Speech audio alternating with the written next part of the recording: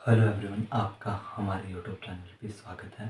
तो आज के इस वीडियो में हम बात करने वाले हैं जो हमने प्रीवियस वीडियो में बात की थी कि भारतीय और पाश्चात्य राजनीतिक चिंतन। वहाँ पे हमने बात की थी कि राजनीतिक चिंतन किसे कहता है, भारतीय और पाश्चात्य राजनीतिक चिंतन की विशेषताओं के बारे में पढ़ा था। और अब हम क्या पढ़ने वाले हैं, इस वीडियो में हम पढ़ने वाले हैं कि भारतीय और पाश्चात्य राजनीतिक चिंतन में जो है कौन कौन सी समानता है, इन दोनों में कौन कौन सी सिमिलरिटीज़ हैं, और इसके बाद हम बात करें कि इन दोनों में अंतर क्या है। तो अगर आप फर्स्ट टाइम विजिट कर रहे हो, सब्सक्राइब कर दीजिए हमारे इस यूट्यूब चैनल को, क्योंकि इस यूट्यूब चैनल पे जो मैं पॉलिटिकल साइंस के जो है वीडियो लेक्चर प्रोवाइड करवाने वाला हूँ फर्स्ट सेकेंड ईयर और थर्ड ईयर के लिए। तो चलिए शुरू करते हैं। आज की इस वीडियो का टॉपिक रहने वाला है भारतीय और पाश्चात्य राजनीतिक चिंतन में जो है। तो पहली क्या विशेषता रहने वाली है, पहली विशेषता है विश्लेषणात्मक और विवरणात्मक अध्ययन।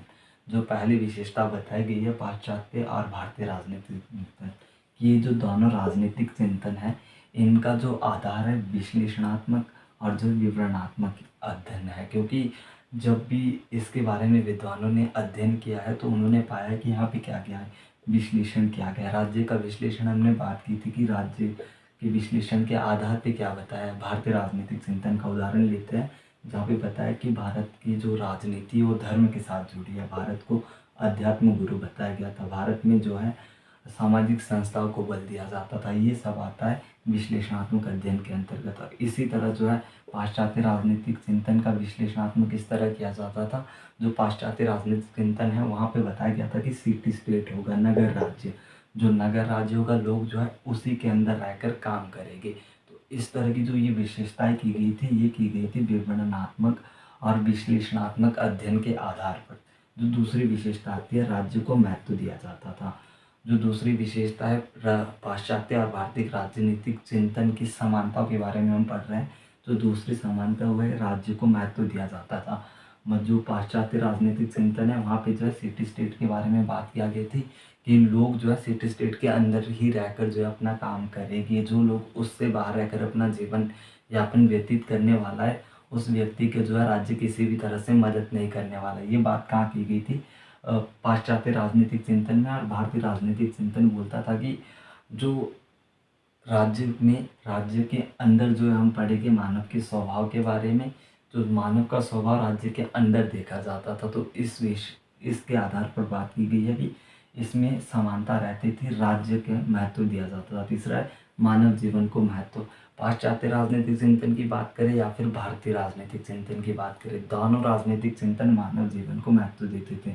फिर जो है परिवार को महत्व, भारतीय और पाश्चात्य दोनों राजनीतिक चिंतनों में जो है परिवार को मूल इकाई समाज के माने। क्योंकि देखिए जब व्यक्ति समाज में रहना शुरू कर दिया, जैसे जैसे विकास चलता गया, सभ्यता बढ़ती गई, तो लोग क्या हो गए, मिलजुल कर रहने लगे, आपस में मिलजुल कर रहने लगे, जिससे बहुत सी अवधारणाएं पनपी। उन्हीं में से एक थी परिवार। तो परिवार को क्या दिया जाता था, महत्व, दोनों राजनीतिक परंपराओं के अनुसार। फिर इसके बाद बात आती है व्यक्तिगत विकास पर बल। राज्य की अपेक्षा जो है व्यक्ति के विकास पर ज़्यादा बल दिया जाता था, चाहे वो भारतीय राजनीतिक चिंतन की बात करें या फिर पाश्चात्य संस्कृति में। फिर अगली विशेषता है लोकतंत्र में आस्था। लोकतंत्र में आस्था रखी जाती थी भारतीय और पाश्चात्य राजनीतिक चिंतन में। देखिए जो भारत की राजनीतिक चिंतन है उन्होंने जो है लोकतंत्र का आधार धर्म मानना है। हम महात्मा गांधी जी के बारे में बात करते हैं, उन्होंने बोला है कि धर्म और राजनीति पैरेलल है। जो राजनीति को उन्होंने हिस्सा माना है, वो लोकतंत्र को उन्होंने राजनीति में एक विशेष रूप दिया है। फिर इसके बाद बात करते हैं, आगे बताया गया कि दोनों चिंतन व्यवस्था, दोनों जहाँ पे मैं बात करूँगा आपको समझ जाना कि भारतीय और पाश्चात्य राजनीतिक चिंतन या राजनीतिक व्यवस्था के बारे में बात की जा रही है। दोनों में क्या होता था, समान अधिकार लोगों को दिए जाते थे, स्वतंत्रता दी जाती थी और न्याय लोगों को प्रदान किया जाता था। हमने पढ़ा था कि जो भारतीय राजनीतिक व्यवस्था थी वहाँ पे दो तरह के मुकदमे चलते थे, एक दीवानी, एक फौजदारी, जिन्हें जो सिविल और क्रिमिनल कोर्ट कहते हैं। फिर इसके बाद बात की जाती है जो इसका अंतिम विशेषता रहती है, अंतिम इसमें जो समानता देखने को मिलती है, राजनीतिक शिक्षा और जागरूकता। भारत की राजनीतिक चिंतन और पाश्चात्य दोनों का जो मुख्य आधार था वो था शिक्षा प्रदान करना, या जिनका मुख्य उद्देश्य कह सकते हैं शिक्षा देना और लोगों में जागरूकता पैदा करना। एक बार फिर से देख लेते हैं। जो पहली विशेषता है कि पहला जो इसकी समानता है विश्लेषणात्मक और विवरणात्मक अध्ययन है। दूसरा है राज्य को महत्व दिया जाता है दोनों में। तीसरा है कि मानव जीवन को अधिक महत्व देता है। फिर परिवार को भी महत्व दिया जाता है। उसके बाद व्यक्ति के विकास पर बल। जब मानव जीवन को महत्व दिया जाएगा तो उसके बाद व्यक्ति के विकास पे खुद ब खुद राज्य जो है बल देने वाले। फिर समाज में जो है परिवार को महत्वपूर्ण अंग माना जाता था। फिर लोकतंत्र में आस्था, दान और राजनीतिक चिंतन व्यवस्था में रखी जाती थी। फिर समानता, स्वतंत्रता और न्याय जो है आधार माने जाते थे राजनीतिक व्यवस्थाओं के। और फिर इसका उद्देश्य क्या रहता था कि राजनीतिक शिक्षा देना और साथ में लोगों को जागरूक करना उनके अधिकारों के प्रति, उनके जो है किस तरह से उन्हें अपना विशेष राज्य में रहकर जीवन यापन करना है। तो चलिए अब इसके बाद बात करते हैं इस वीडियो के और इस चैप्टर के यूनिट के लास्ट टॉपिक के बारे में, जो है भारतीय और पाश्चात्य राजनीतिक चिंतन में क्या क्या अंतर होता था। ये क्वेश्चन मैक्सिमम 10 नंबर में पूछा जाता है। जो मैं आपको बताने वाला हूँ उसे नोट कर दीजिए, क्योंकि ये पक्का आपके एग्ज़ाम में आना ही आना है। एक यूनिट से एक क्वेश्चन पूछा जाता है, तो उनमें से जो है ये क्वेश्चन भी आपको देखने को मिलने वाला है जब आप फाइनल ईयर में अपना एग्ज़ाम देने वाले हो।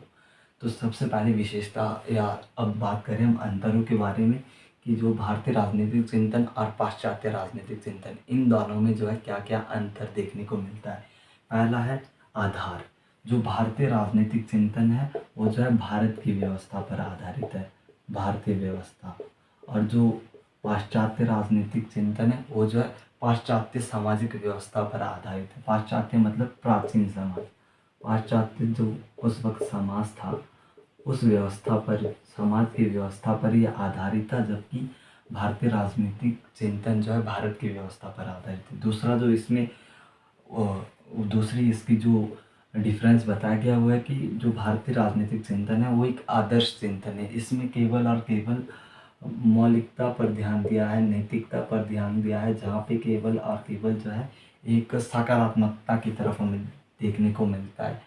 जैसे हमने यहाँ पे राजा के स्वरूप के बारे में बात की थी, या फिर हमने बात की थी महात्मा गांधी के बारे में, उन्होंने अहिंसा को ज़्यादा रिलेट किया था, तो वो आदर्श चिंतन पर बल देते। लेकिन जो हमारा पाश्चात्य राजनीतिक चिंतन था वो कल्पना और भौतिकवाद, जिसे हम यथार्थवाद भी कह सकते हैं, कि ये जो है यथार्थ पे टिका था। इनका मानना था कि जब हम किसी राजनीतिक व्यवस्था को पढ़ रहे हैं तो उसके बारे में जो है यथार्थ जानना बहुत आवश्यक है। तो दूसरे जो इसकी अंतर है वो है आदर्शवादी चिंतन है, जबकि पाश्चात्य राजनीतिक चिंतन जो है कल्पना और भौतिकता पर आधारित है। तीसरे जो इसकी अंतर रहता है वो है कि जो राज्य और धर्म, इनका तालमेल आपस में बना हुआ है। ये महात्मा गांधी जी बोलते हैं कि भारतीय राजनीति का जो व्यवस्था थी वो राज्य और धर्म पर आधारित थी, या राज्य और धर्म में तालमेल बना होता है। लेकिन जो पाश्चात्य राजनीतिक चिंतन में मैकियावेली होता है वो बोलता है कि धर्म और राजनीति जो है अलग अलग है, धर्म और राजनीति कभी भी एक नहीं हो सकती। फिर इसके बाद बात की गई है जो भारतीय राजनीतिक चिंतन है उसका क्षेत्र, या भारतीय राजनीतिक व्यवस्था का क्षेत्र जो है सीमित है, जबकि पाश्चात्य राजनीतिक व्यवस्था का जो क्षेत्र है वो बहुत बड़ा है, वाइड है, विस्तृत है। अब देखिए सीमित क्यों है और विस्तृत क्यों है, अगले इसमें बताया गया है। जो भारतीय राजनीतिक व्यवस्था है इसमें केवल और केवल हम भारतीय चिंतकों का अध्ययन करते हैं। फिर चाहे वो महात्मा गांधी हो गए, कौटिल्य, चाणक्य हो गए, या फिर कोई भी हो गया, वहाँ पे हम केवल और केवल भारतीय चिंतकों के बारे में पढ़ते हैं। बाल गंगाधर तिलक, डॉक्टर BR अम्बेडकर, ये भारत का है, तो इनका अध्ययन केवल हम भारतीय राजनीतिक चिंतन में करते हैं।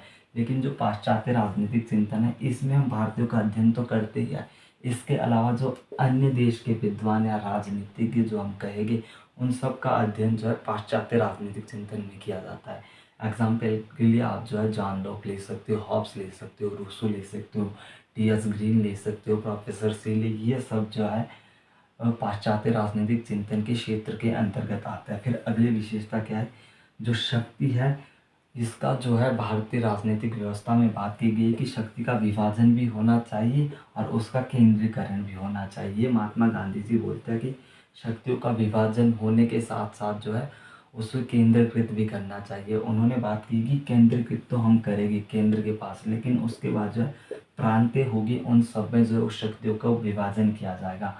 और पाश्चात्य राजनीतिक चिंतन जो है केंद्रीकरण को बिल्कुल भी समर्थित नहीं करता। ये बात करता है कि शक्तियों का विभाजन होना चाहिए, शक्तियाँ प्रांतों को मिलनी चाहिए, और इसका समर्थन करते हैं मॉन्टेस्क्यू। ये आपको नोट कर लेना है, वेरी इंपॉर्टेंट है जो मैं बता रहा हूँ। शक्तियों का विकेंद्रीकरण का समर्थन कौन करता है? मॉन्टेस्क्यू। फिर इसके बाद जो अगला अंतर है वो है साधनों के आधार पर अंतर।